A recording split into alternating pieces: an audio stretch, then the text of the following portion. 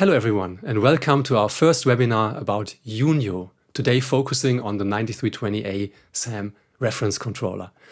So first of all, the 9320 is not called UNIO. I think this was a mistake from us, because when we introduced it, we spoke also about UNIO for the first time, so this was mixed up a little. But UNIO is an ecosystem, and hopefully I'm able to explain this complete idea to you today. As always, please feel free to ask all of your questions. Just, enter your comments on the platforms you are using, and we'll read them instantly and we'll reply to you hopefully within a few minutes. So, just make use of this. So we try to sum it up with this sentence, which says, bridging the gap between calibrated in-room loudspeaker monitoring and personal headphone monitoring. All of you that ever mixed or mastered or just, enjoyed music on headphones and on loudspeakers know that there is a fundamental difference. Just the way we perceive sound is different. So if we are listening to loudspeakers, of course, there's usually a crossfeed from the left to the right and vice versa. So we are, of course, getting sound from the left speaker also on our right ear. And as said, vice versa. If we are listening to headphones, there's a complete separation. And there's also a huge difference with the so-called externalization. So where do we somehow localize sound? And with headphones, of course, most of the time we localize it inside our head, because this is somehow how it happens, because the loudspeakers of the headphones are directly on our ears, and there is no externalization. And with loudspeakers, this is completely different, especially if you think about surround and if you think about immersive, where you really have specific locations of the loudspeakers. And of course, there are at a different point in the room, and there is a difference in distance and also, of course, in time of flight between the different speakers. So this is somehow a challenge. If you start mixing on loudspeakers and then you would like to continue on headphones, that's not that easy. And the same happens if you just start mixing on headphones and later on check the mix on loudspeakers. And this is what we want to bridge the gap. So this gap between the perceived sound through loudspeakers and headphones. And of course, what we would like to achieve is that you can work with confidence, so that you can really rely on what you're doing almost anywhere. So not only in the studio, but also, for example, in this nice Nordic kitchen where you could sit with your headphones. And we try to show this in our hero video, so the video we made to introduce UNIO, that we had this nice virtual loudspeakers, you can see here in green, that somehow are at the same position compared to the setting in the studio, although you are listening through headphones. So how is this possible and how do we achieve this? First of all, the basis, of course, is loudspeaker monitoring. And we still think that this is the most reliable way of working. And this is not only because we are a loudspeaker manufacturer. Most people will agree on that this is still, the best basis to create a mix and to make your decisions.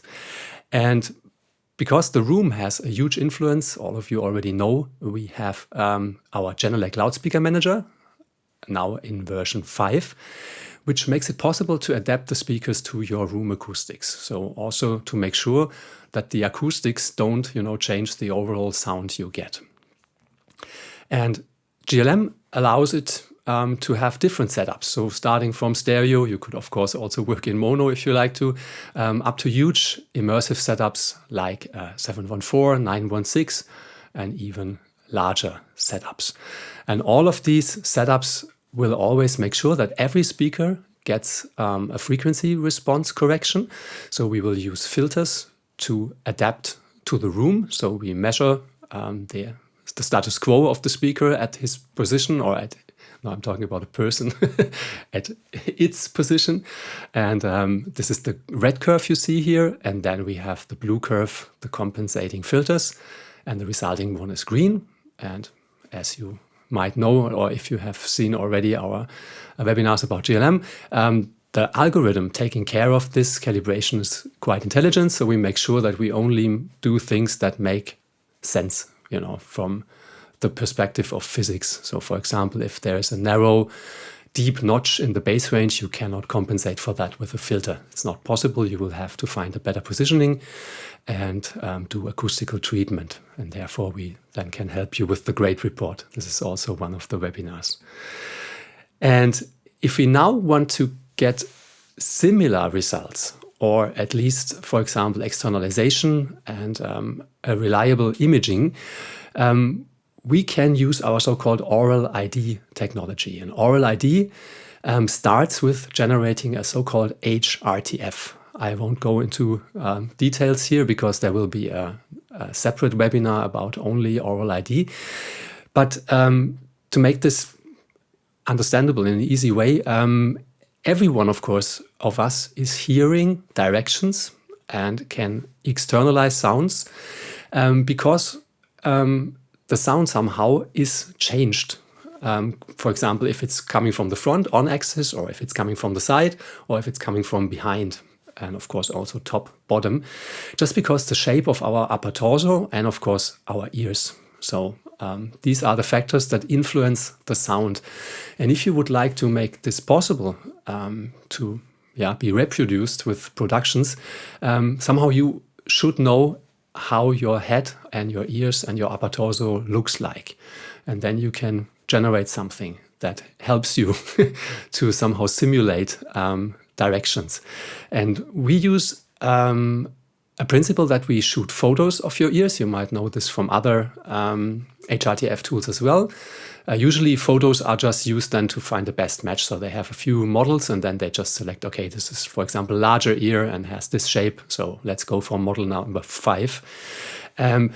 We do it a little different because for us, it's really important that we give you your personal HRTF. So this is really made for you only. And therefore, we not only make these photos from the ears, they are mainly used to have a scale because you will be asked to have a ruler, directly besides your ears.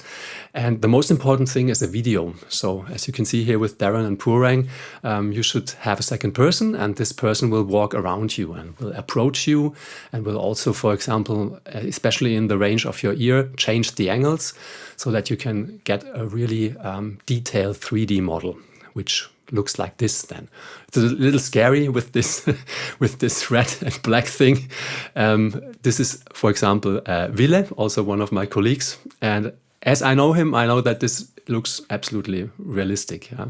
So Ville does not have that much hair. And on the right side, you can see that the area of the ears is even more detailed. So we have a huge level of details there because this is the main thing. And then we create this HRTF for you, and you can use this, for example, as a SOFA file. SOFA file is a standard file that is used by a lot of, HRTF renderers and third-party software.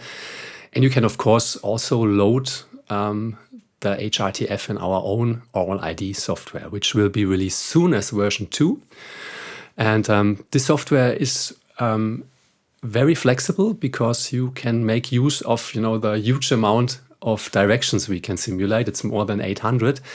And you can load a virtual speaker setup and then you can fine tune it. So for example, you can listen to your 714 on loudspeakers and then compare it to what you hear on headphones. And for example, if surround left is not on the same position for you from, the way you perceive it, you can just click on the speaker and then just change the angle slightly.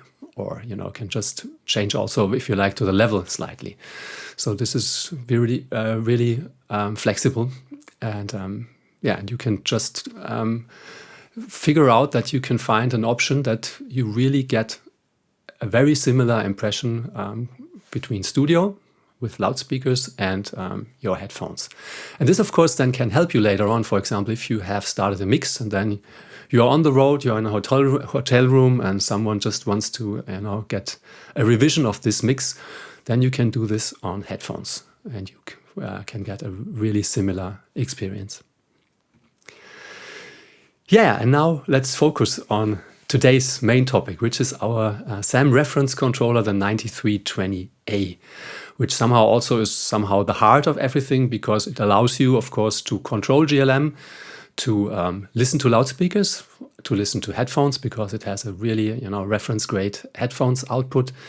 And yeah, a very, very versatile device. And because it's that versatile, it's a little complex. And sometimes, this can make things a little complicated. And hopefully I can guide you through this to help you understand what are the options and what you can do with it. Yeah, first of all, if you buy a 9320A, it will also contain our measurement microphone. Those of you who already know our GLM kits know these microphones, and it's of course exactly the same here. But this, first of all, shows you that, of course, the 9320A can be used to calibrate the system. So if you have this device, you don't need the GLM kit. So this is not needed, because this device will connect to the GLM network, and of course it can make use of the measurement microphone. I would start with some basic facts, and then, of course, we will go into the details. So first of all, the 9320A is, of course, a so-called tactile controller. So you can just press buttons instead of using the mouse in the software. You can easily adjust the volume instead of, for example, just moving the fader with the mouse. So this is the first thing you can do with it. It has monitor controller functions, and this is a mixture between, monitoring controller functions of GLM, like mute, dim, and things like that, preset level recall, but also standalone monitoring controller functions like mono, diff, and invert, which usually only can be found on, traditional monitor controllers. I will talk about this later on. The device is also a USB audio output device. This is very important. Sometimes if we talk about an interface, this is not wrong, of course, but interface usually, of course, for all of you means that you can also have inputs. So you can record into your DAW with this device, and this is not possible. Very important. So you can connect sources to this device, like, for example, you can have an analog source and you would like to listen to it through your speakers using AS-EBU. So then you can do this because you can convert signals in both directions. But there are no inputs that are visible in the DAW. So you won't see the analog inputs and you won't see the AS-EBU. So this is not what it was designed for. It's just for output. Already explained. It's a digital analog input converter, so you can just convert signals in both directions. It has a reference grade headphones output with EQ, which is just useful, for example, to change the overall tonality, similar to what we do with our sound character profiler in GLM. And I think what's really important to point out, just check, the values, so the technical data of this headphones output, because this is really absolutely top-notch. So even, studio headphones that usually need a lot of power and therefore can be challenging for some interfaces can easily be run with this device. So we made sure that we just have enough power to also drive the, bigger and more complex studio headphones.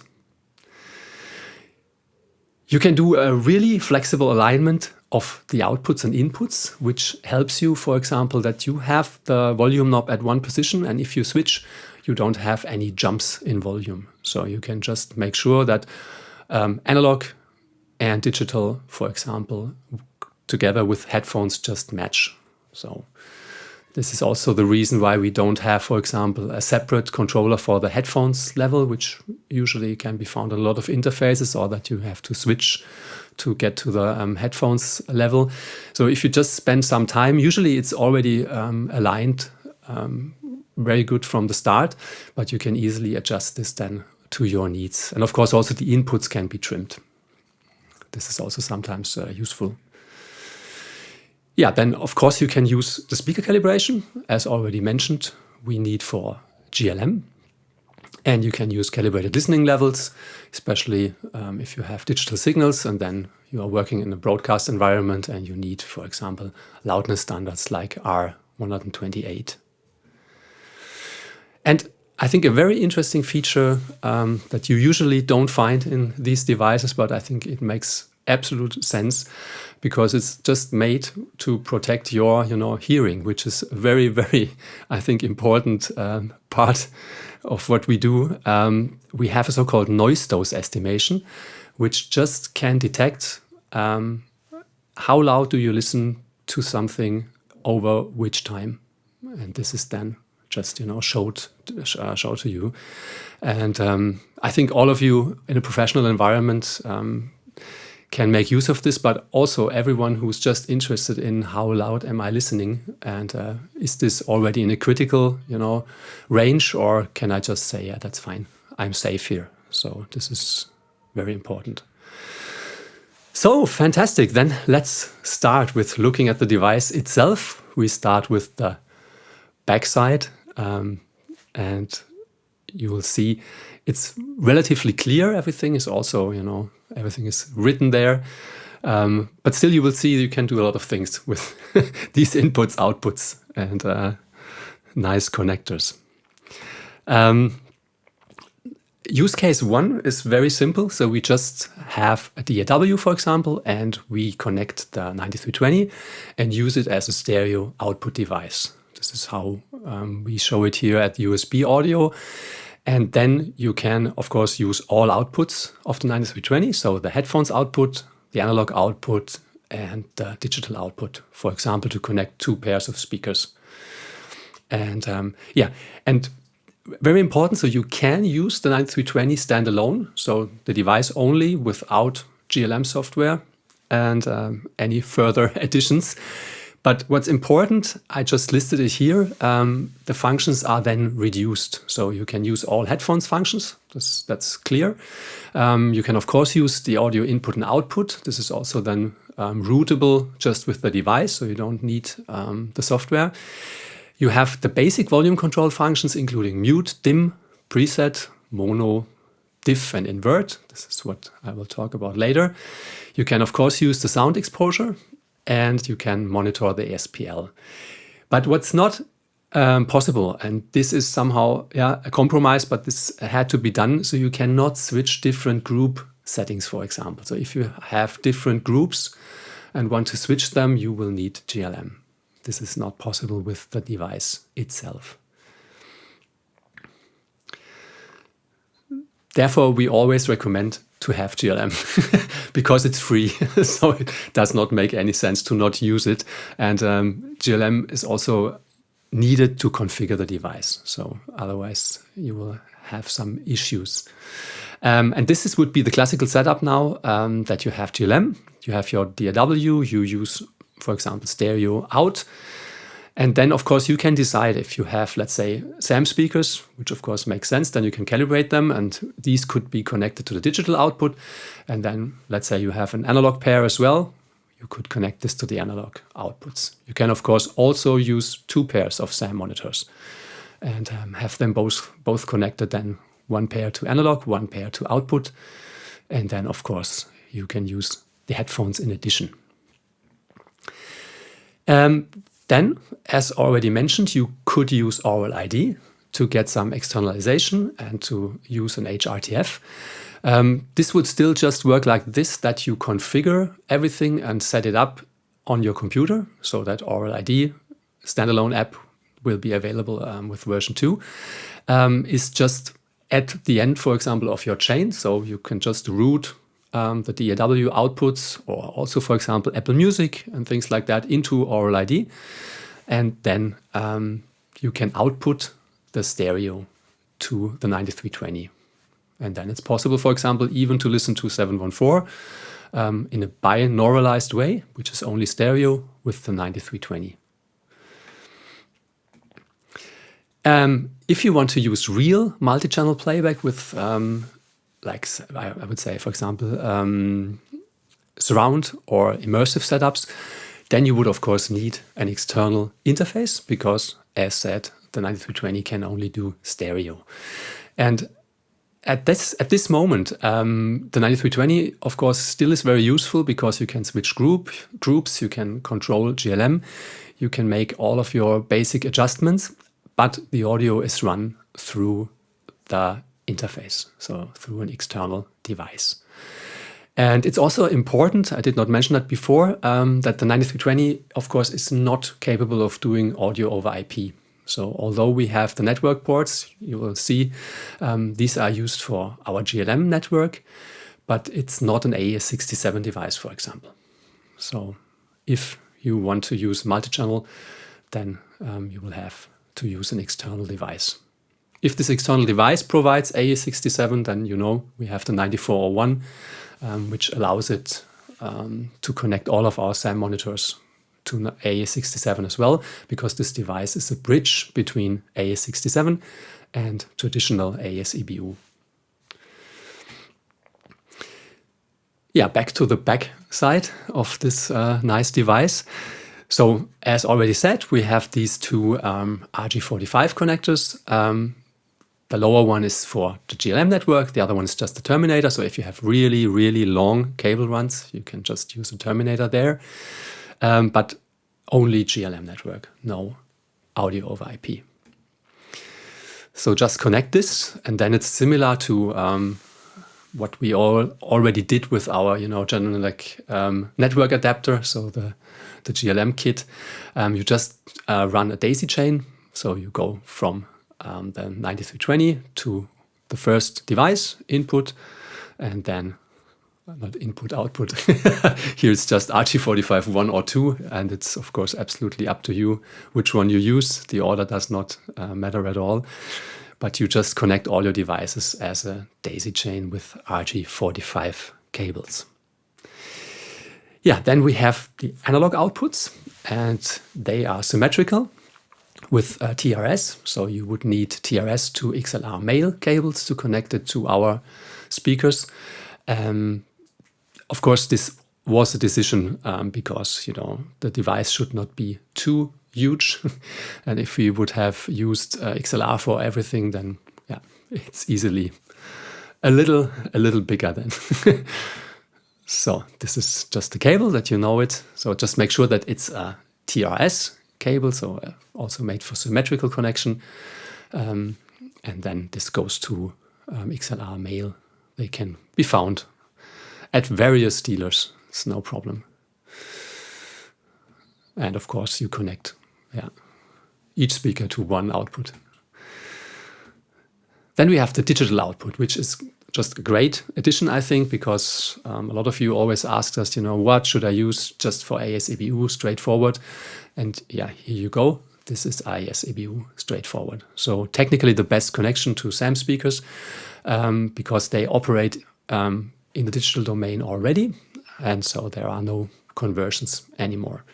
So it's just a digital signal going into the speaker, is processed digitally, and then in the end, of course, you get some analog output because we still don't have AES-EBU connectors in our ears. And cables you should use, of course, is cables that are specified for digital audio, which just means it's 110 ohm. So just make sure that you get these. Analog standard cables, XLR cables, might work if the cable runs are shorter, but especially if you have also a chain, and this usually happens because you connect from speaker to speaker or then to subwoofers, just get these cables. They are also inexpensive. And please also, this is also something I have to mention, standard regular studio cables are perfectly fine. You don't have to go for any fancy stuff. This does not make any difference. So, and as said, because now we have two channels on one cable, so it's left and right on this digital output. So we go to the first speaker and then to the second. And in GLM, when you configure your setup, of course, you place a speaker on the left side, if it's the left one, and right. Then GLM automatically sets the flag A and B. You can also change this later on. So A is always left channel, B is the right channel. If you want to use the analog inputs, for example, you have an analog mastering chain and also would like to listen to that using the digital outputs, you can do this just by using the analog inputs. And then you need TRS, and this time it's XLR female. And just connect it also completely symmetrical. And of course, you can use exactly the same cables that are used for outputs, for input signals. It's also the XLR to XLR 110 ohms for digital signals. So if you want to input an ASEBU signal to the unit. I already mentioned the microphone. It's exactly like we do it with our GLM network adapter. There's a serial written on it, and this serial is used to load the correct calibration file we created for you in the factory. And this is just connected to, you might have guessed it, this wonderful small input with the microphone symbol. This time it's easier on the traditional GLM kit network adapter. There was a second one of these inputs, which is used for the for the wired volume controller, and this sometimes caused confusion. So you could mix this up. Now it's no longer possible. There's only one of these connectors for the microphone. Yeah, and then of course the USB-C section on the right side, where you can just connect your device to your computer. And usually all of the devices are capable of providing enough power that the device is just working perfectly fine. Only if you see some issues there, you could use an additional power supply, and this could be connected to the second USB-C port, which is here, just called power, PWR. So this is the port we will use to connect it to the computer. Yeah, and this is straightforward. And as said, only needed if your computer is a little out of breath. I don't know. If you then start GLM and start a new setup, so just file new, for example, you will find this device in the pool. This is also something that changed with GLM5. So in the past, usually the adapter from the GLM kit was not in the pool, so you did not drag it to the right side. But now for both of these devices, you can find them in the unplaced cell. So this is here on the left side. And if you did this, usually you should place it in the middle of the grid. You might see something like this. This is why I added this. So there would be an update available. And at the moment, unfortunately, you cannot update it straight away here. We're trying our best to make this possible soon. At the moment, it's just the case that you should just, confirm group and then confirm, usually it starts with confirm setup, then confirm group, and then you can skip autocal, skip autophase, and then you are in the main window of GLM. And the moment you are there, you can then click on the device and you will see this window. And then you can just select update. And then the firmware will be updated. And always make sure that the firmware is up to date. This is very important. So usually we only do firmware updates if it makes sense. So just make sure to do this. And then, for example, you could go back with group preset and then you start calibrate and then you can start the regular calibration. But I said we hopefully can do this a little more easier in the future. Because sometimes you really think, why do I have to click now on confirm, confirm, confirm? Although I did not do anything. So yeah, now let's look. Backside was nice of the device, but I think top section, of course, is also of interest. Very important, I think most of you always ask for that. When it's about a controller, it's usually about controlling volume in a tactile way, so that you can just, grab a volume knob, turn it, and that's it. And we made sure that this knob really, I think, feels very, very good. So it has really, quality feeling if you touch it, and it also feels a little heavy. And I think it's just fun to use it. So, and of course, this directly is connected to the sensitivity or to the volume fader in GLM. Those of you using GLM, of course, know these nice functions as well. So, of course, you can mute your complete setup. You can dim everything by 20 dBs. You can recall a preset. This is the preset level. and you can switch on and off the bass management. This button, the preset button, always loads preset volume preset 1. And yes, we have 2 of them, but you can only directly access preset 1. And bass management on-off, of course, is only available if there is a subwoofer included, and then you can somehow switch on and off the subwoofer, and at the same time the speakers will go to full range. And this is the section you see here. And as said, preset on the 9320 will load this preset one. So at the moment it would be -40 that is loaded. And -50 is not accessible from the unit. If you would like to do something like this, you can also use the group sensitivity, for example. You could do a group that is just -40 or a group that is -50. And then you can switch the groups with 9320 and it will just load this. So you will have to go to group preset and then edit. And then you can change the so-called group sensitivity. So this would be a workaround if you would really like to have this. Because as you know, you can use up to 4 groups for direct access here with the 9320.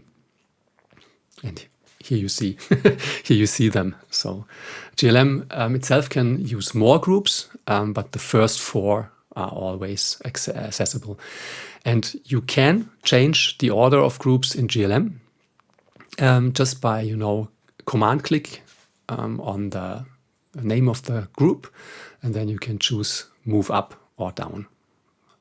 This was also not possible, for example, in GLM4, and with GLM5 you now can do this because, of course, it's essential. So if I want to make sure I want to use 4 groups for direct access with 9320, then it's a nice feature to just have the option to bring these groups to the top. So yeah, then let's have a look at the output section, which of course offers headphones, analog and digital. And this is also visible in GLM. By the way, you only see this if you use the 9320. So otherwise, if you have the standard GLM kit, then of course this section is not visible in GLM.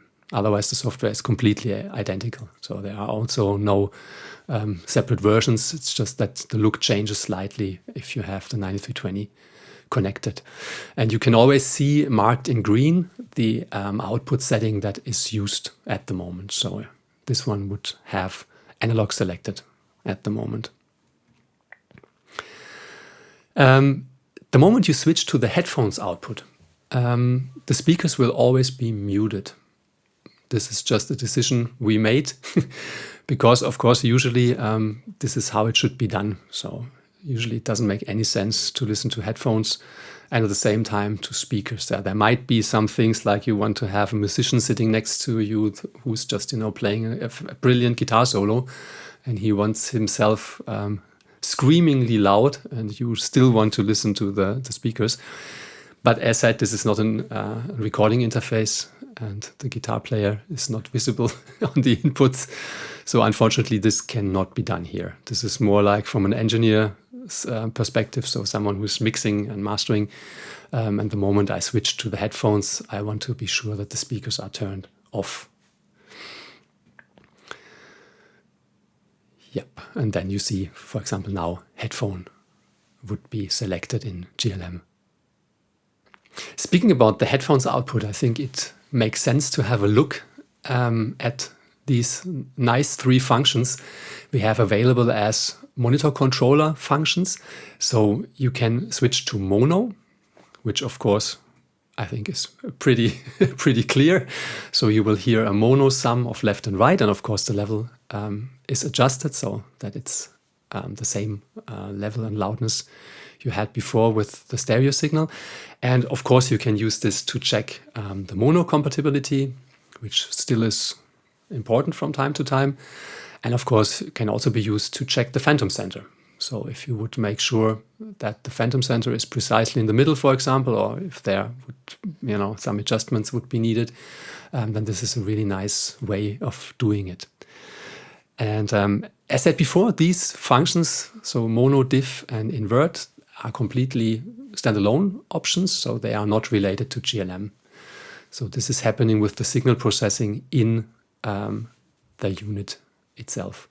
So if you would use something external, an external interface, and would like to use this, it's not possible. So only what gets into the 9320, for example, as USB audio input or analog or AES, can be heard with these options. Then we have Diff. I think this is not, that well known, although it's a really nice option, because Diff makes sure that you are only listening to the so-called uncorrelated content. So, easily spoken, what is not in the middle. So, for example, if it's a pop rock mix, usually you have, the kick drum in the middle, a snare drum in the middle, also bass usually, and side signals would be keyboards, guitars, and of course, especially reverbs and things like that. And if you press this button, everything that is just mono, so that it's the same on left and right, will completely disappear. So, for example, if you would listen to a just spoken word recording and you press Diff, then it should be gone, because this is a mono recording. And this really helps you to spot issues sometimes in recordings and in mixes. And you can also compare it with, I think some of you might be familiar with MS recording, where you have a mid signal and a side signal. And this Diff button shows you the side signal only. So sometimes it's really interesting to also listen to productions you want to analyze and find out, for example, what's happening with the reverb. And this is way easier to understand if you just have something like this Diff option that you can listen to. So it's L minus R. And therefore, the difference, this is where the name comes from, is the side signal, which is still audible. And then you can get a good impression. You can also have some fun, for example, listening to an MP3. I think most of us agree, usually they sound pretty well, especially at higher rates like 256 or 320. But just, out of fun, press the Diff button and then you will realize what's happening on the side signals. This is, of course, the algorithm works like this. They know that this is masked usually by the mid signal, but then you can clearly hear, artifacts and, these birding things like, and this is also only possible if you just use this nice button. And then finally we have Invert, and Invert is a stereo signal now and gives you the left channel on the left side, and then on the right side, still the right channel, but inverted, so completely out of phase somehow. And this is relatively strange if you listen to it for the first time, because things that had been somewhere in the middle just go somewhere, and I really mean somewhere. But content that is uncorrelated is then more audible in the center of the stage. And this also can be used, for example, to analyze recordings, and also to just make sure, for example, if stereo microphones are positioned correctly, or if the complete recording setup works as intended. So this is what you can do with these nice functions. And now let's go back to the input section, which of course can be used with the unit alone. I just, made this short video here where you can see if I press it, you can just select the different options. It's always a checkbox that gets a check. And this is how you do it. So really straightforward and pretty easy. And you can also access this in GLM if you just click on the icon of the 9320 again. And then you will see this nice window, which is now a little larger. And in the top right corner, you can then just click on this small arrow besides USB, and you can select analog, digital, or USB. So this is also possible there. You also see that this window gives you a lot more information. First of all, this is also really good to trouble check sometimes things. For example, is there an input signal? I don't hear anything. But is there an input signal coming in? Then you can see this here with input level. You have output level. You have the sound exposure, later on, how long did you listen at higher volume? And then you have microphone level, which is shown as RMS, and peak. So these are the two options you see here. And and CPU usage is usually not not an issue at all. So this is the main window. And the most important button here is on the lower right corner, which just says Settings. And if you press on Settings, then you can start configuring the device exactly to your needs. We start with the Common tab, and measurement microphone already explained. This just shows you if it's connected, yes, no, and then the serial. And of course, make sure that the serial just matches what's printed on the microphone. Usually you don't have to check this if you just use the microphone that came with the 9320. So these are matched automatically. It's only that, let's say you have another microphone or an older microphone, and then change the serial and press on load cal, so load calibration, and then the correct calibration is used. Under sound exposure, we have, I think, really interesting features because first of all, let's have a look at current SPL here.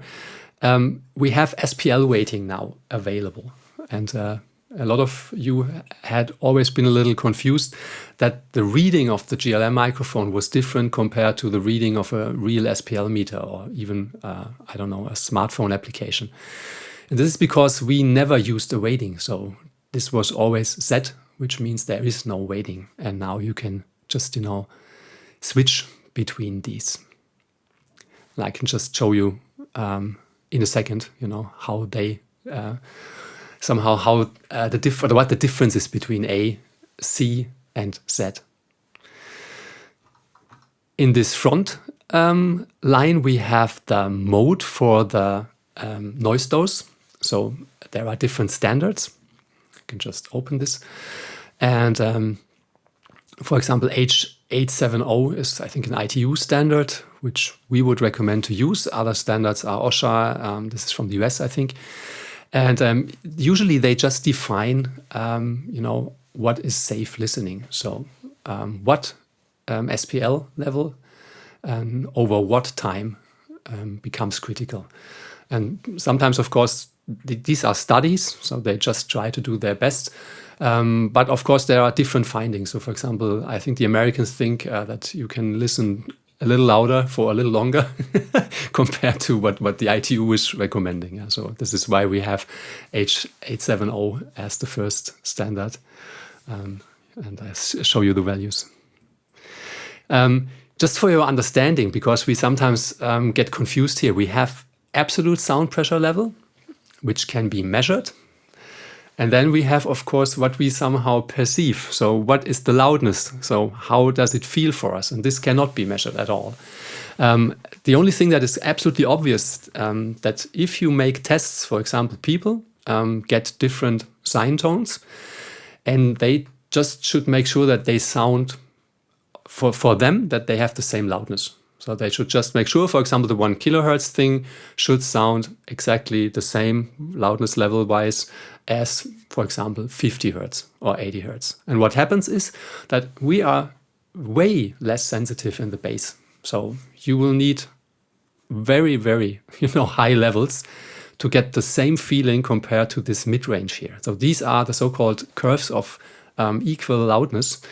And for example, let's say this is 60. So this would be a so-called 60 phone, which would relate to 60 dB SPL at 1 kilohertz. Yeah, and to get this impression with bass, look at this.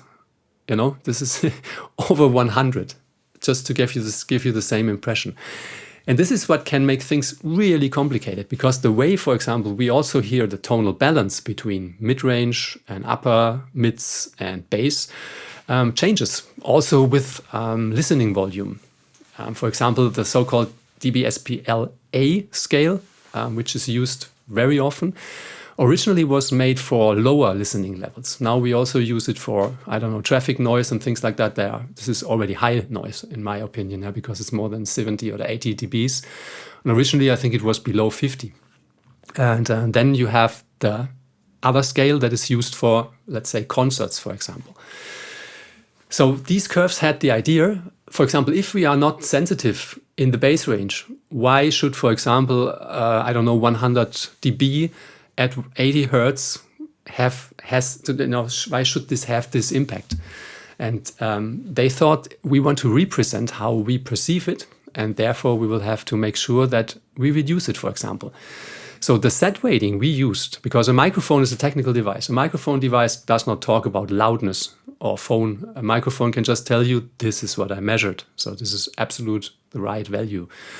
And therefore, if you listen, for example, to bass-heavy stuff, our GLM microphone always displayed levels that had been, I don't know, minimum 10 dBs higher than, for example, your smartphone app or the SPL meter, which was set to A weighting.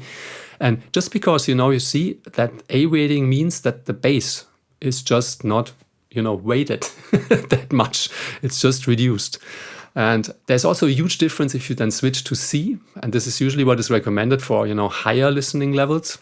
And although sometimes, of course, people still use it. So if there's a concert, they will tell you, A weighting. Just because, for example, they want to prove, it wasn't too loud. Which is, of course, absolutely not true.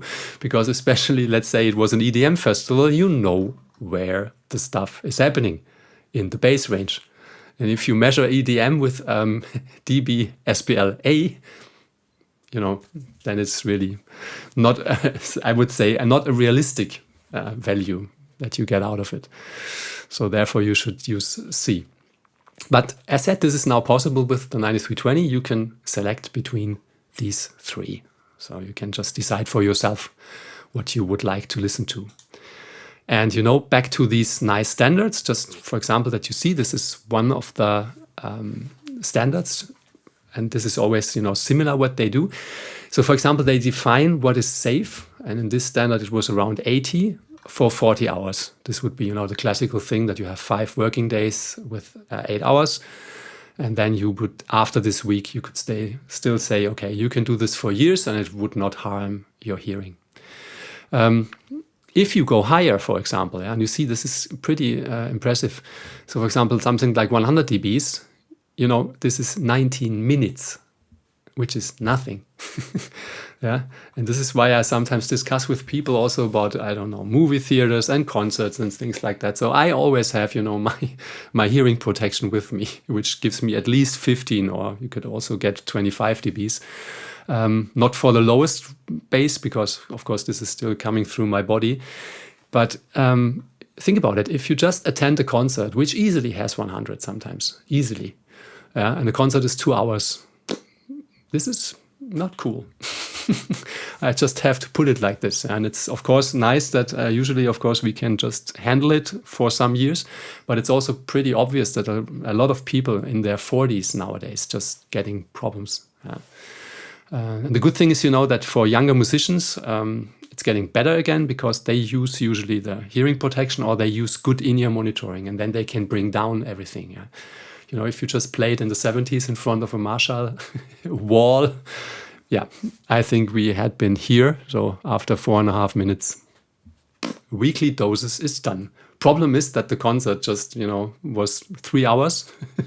And then the next day there was the next concert. So this is why some of these guys nowadays, usually have some, hearing aid.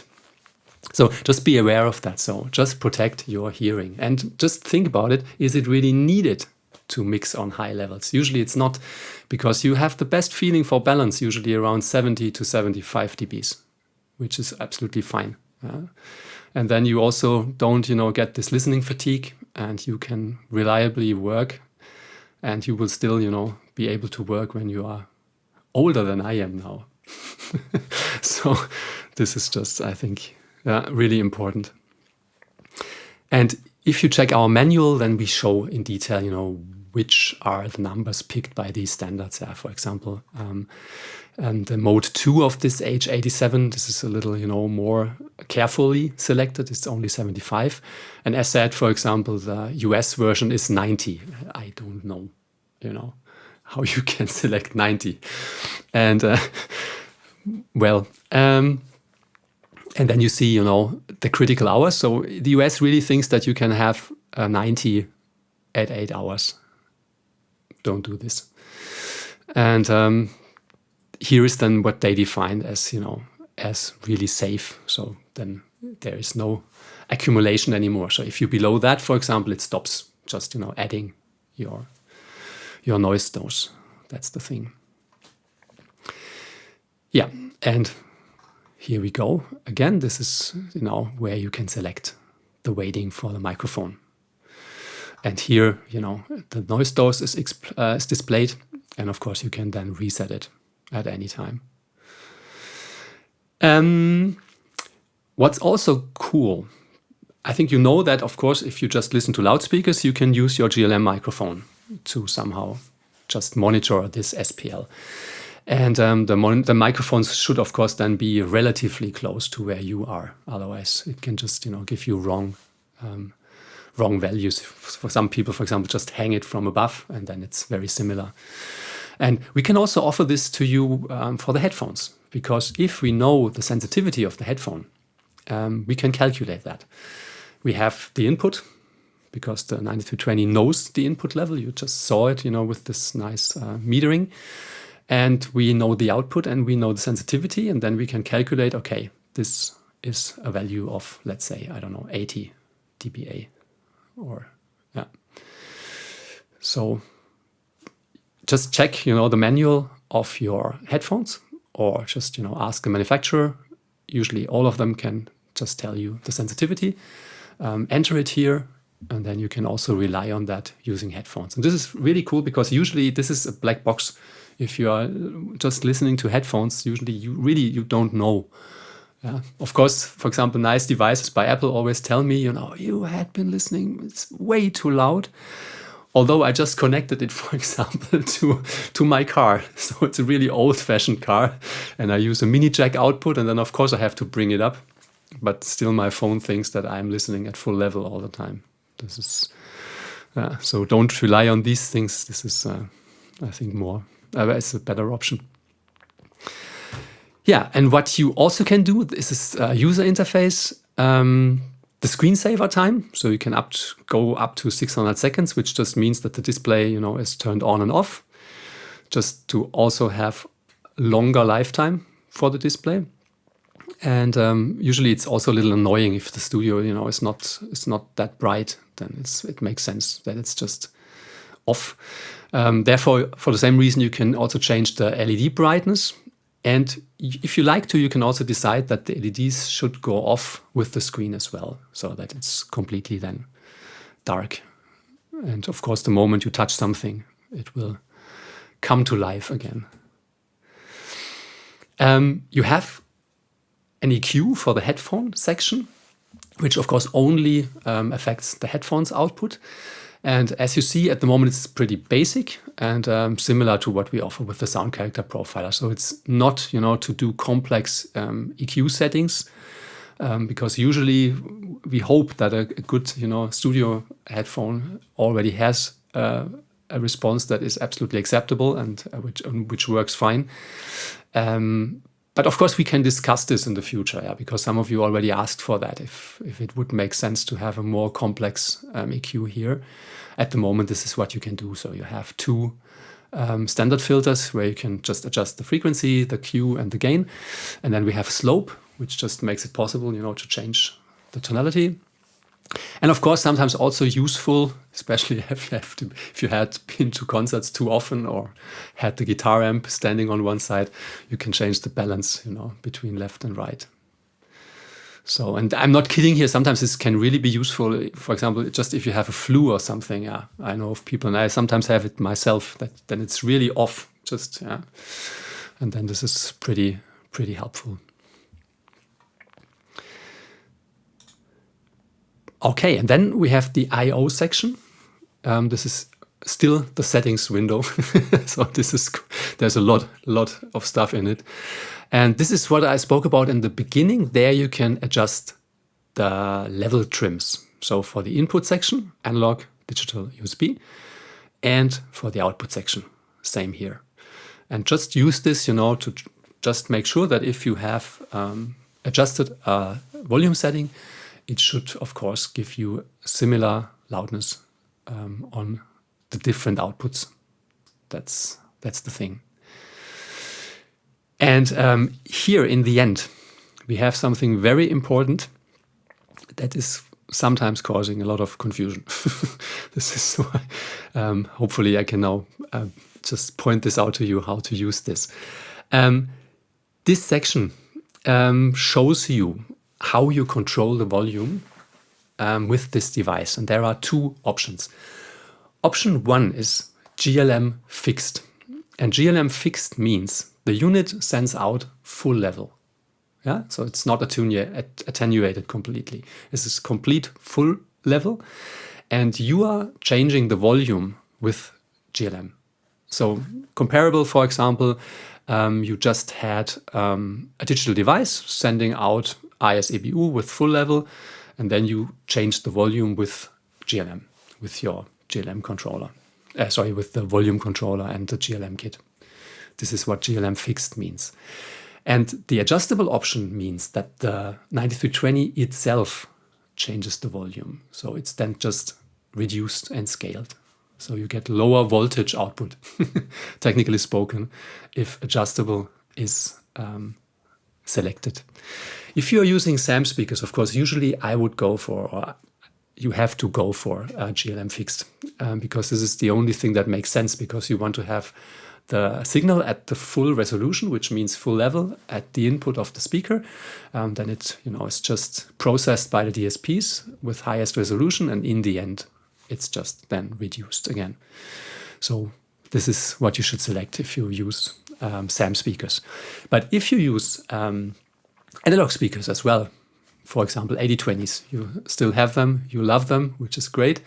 Connect them and then just make sure that you have the analog output set to adjustable. Otherwise, loud.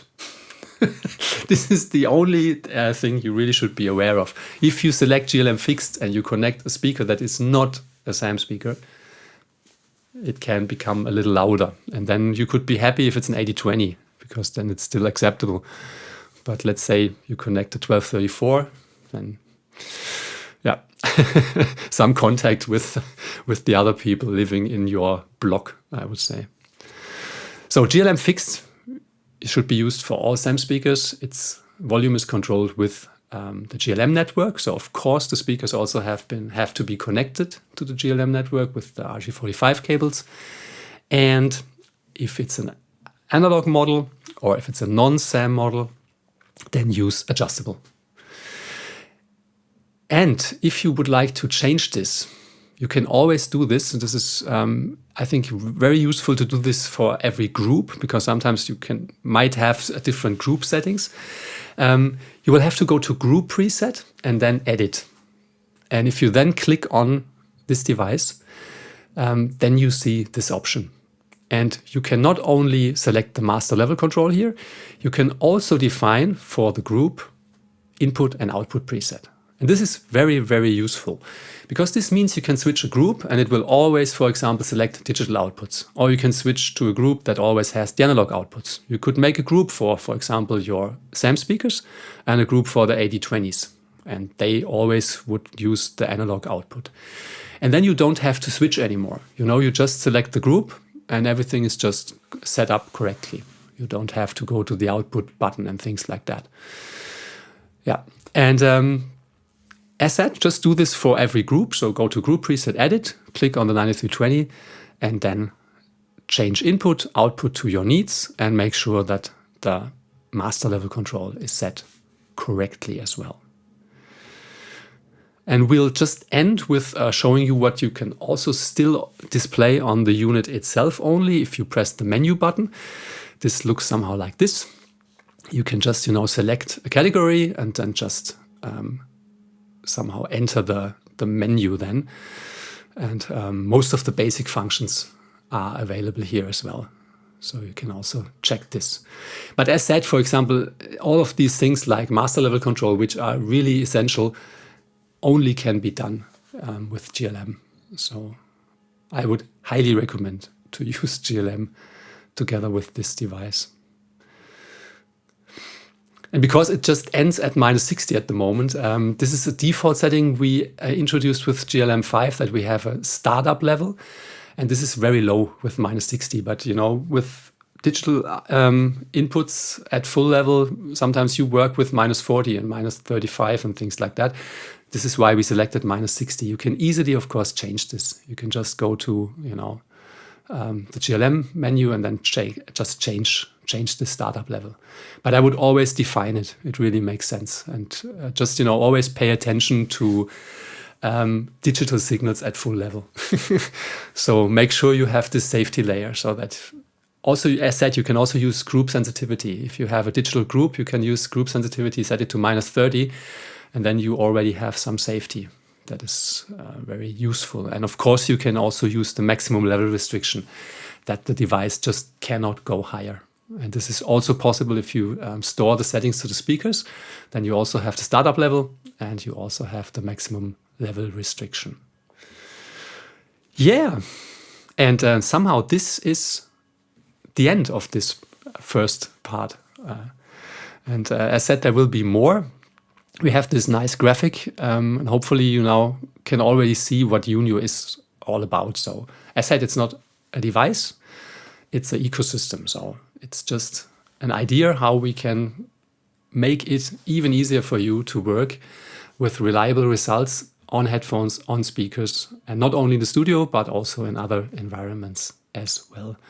And this is what I think this graphic displays in a nice way, with the 9320 at the center of everything.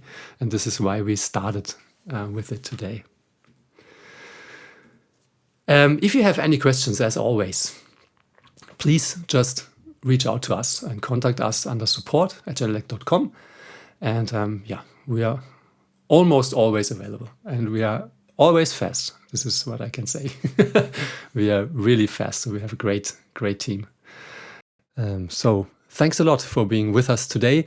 Stay tuned for the next episodes of our UNIO webinars. Let's see what we might add to this ecosystem.